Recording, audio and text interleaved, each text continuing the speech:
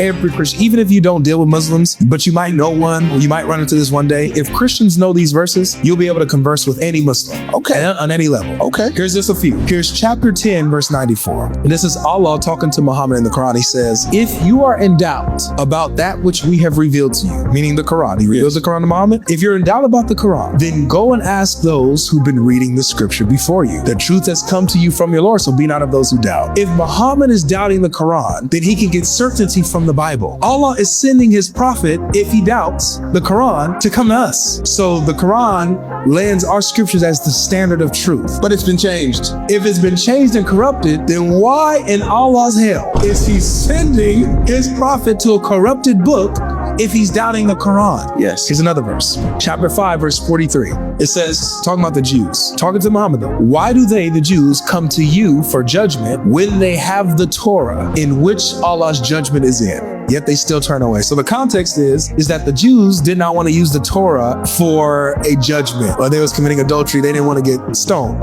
They wanted to get a different ruling. So they went to Muhammad to see if he could give us a different ruling. But the response was, why are you coming to me when you have the Torah? Allah's judgment and his revelation is in the Torah. Use the Torah. So this eliminates this idea of, okay, well, yes, the Torah, the gospel, the Psalms, that was good for a time, but now we have the Quran and that's all we need. Well, then if all we need is the Quran, then why in the Quran is it pointing you back to the Torah in the time of the Quran? Wow. You go a few verses later, chapter 5, verse 47, it says, let the people of the gospel judge by what Allah has revealed in it. And whoever does not judge by what Allah has revealed, they are the wrongdoers. According to this verse, if I'm going to be a good Christian, I need to judge by the gospel. Wow. That's what the Quran tells me to do. If I judge by the gospel, Jesus was crucified. Oh my goodness. Jesus is the Son of God. Jesus is the divine Son of God who came in the flesh. Yes. The Quran says Jesus was nothing but a messenger. The Quran says Jesus wasn't crucified. So if I judge by my gospel, I have to judge the Quran as false. So here's the problem. If the Torah and gospel are true, if the Bible's true, the Quran is false for contradicting the scripture.